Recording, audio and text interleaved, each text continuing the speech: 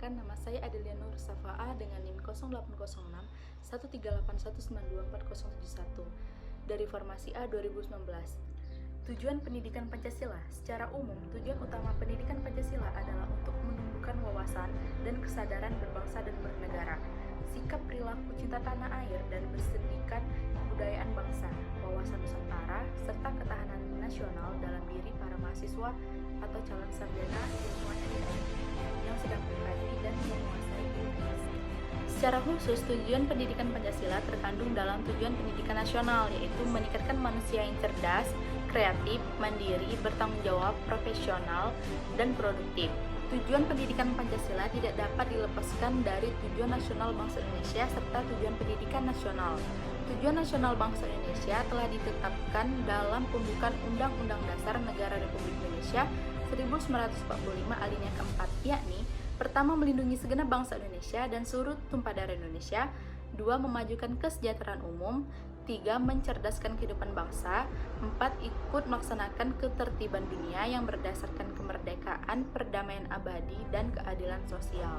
Tujuan penyelenggaraan pendidikan Pancasila di perguruan tinggi adalah: pertama, untuk memperkuat Pancasila sebagai dasar falsafah negara dan ideologi bangsa melalui revitalisasi nilai-nilai dasar Pancasila sebagai dasar kehidupan bermasyarakat, berbangsa, dan bernegara. Membentuk sikap mental mahasiswa yang mampu mengapresiasi nilai-nilai ketuhanan, kemanusiaan, kecintaan pada tanah air, dan kesatuan bangsa, serta penguatan masyarakat madani yang demokratis, berkeadilan, dan bermartabat berlandaskan Pancasila, agar mampu berinteraksi dengan dinamika internal dan eksternal masyarakat Indonesia. Manfaat dari pendidikan Pancasila. Mempelajari pendidikan Pancasila merupakan upaya untuk memahami dan memperoleh pengetahuan Pancasila secara baik dan benar, dalam arti yuridis, konstitusional, dan objektif ilmiah. Secara yuridis konstitusional, yakni mengingat Pancasila sebagai dasar negara dijadikan landasan dan pedoman dalam pelaksanaan penyelenggaraan negara Republik Indonesia, termasuk melandasi hukum yang berlaku. Secara objektif ilmiah, artinya Pancasila dasar negara adalah suatu nilai kerohanian. Objektif artinya Pancasila bukan milik subjek tertentu, tapi milik semua manusia, semua rakyat, dan bangsa Indonesia. Ilmiah berarti dinalar melalui akal sehat atau logika. Artinya, ajaran Pancasila bukan hanya doktrin belaka yang harus diterima, akan tetapi dirasakan kehadirannya secara logis. Melalui pendidikan Pancasila, mahasiswa dapat mengembangkan potensi dirinya, berpikir rasional, serta peduli dalam menyelesaikan permasalahan bangsa dan negara berdasarkan nilai-nilai Pancasila. Mahasiswa sebagai insan dewa yang akan menjadi intelektual, ilmuwan, praktisi, dan profesional. Nantinya harus dibekali dengan sejumlah pengetahuan berkaitan dengan Pancasila, atau learning to know, kemampuan untuk berbuat baik dalam segala bidang sesuai dengan nilai Pancasila, atau learning to do, serta kemampuan menjadikan nilai Pancasila sebagai proses hidup dan berkehidupan bersama, atau learning to be and learning to live together, hari ini dan hari esok.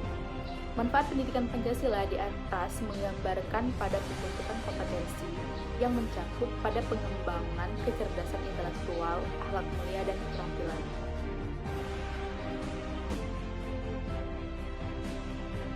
Contoh pengamalan sila pertama: 1. Bersyukur kepada Tuhan. 2. Tidak memaksakan suatu agama pada orang lain. 3. Melaksanakan ibadah sesuai dengan agama yang dianut. 4. Berdoa sebelum dan sesudah makan. 5. Menghormati agama orang lain. Contoh pengamalan sila kedua: 1. Membantu korban bencana alam. 2. Tidak berbuat kasar pada orang lain. 3. Membantu adik belajar. 4. Menolong teman yang kesulitan. 5. Bersikap sopan kepada orang tua.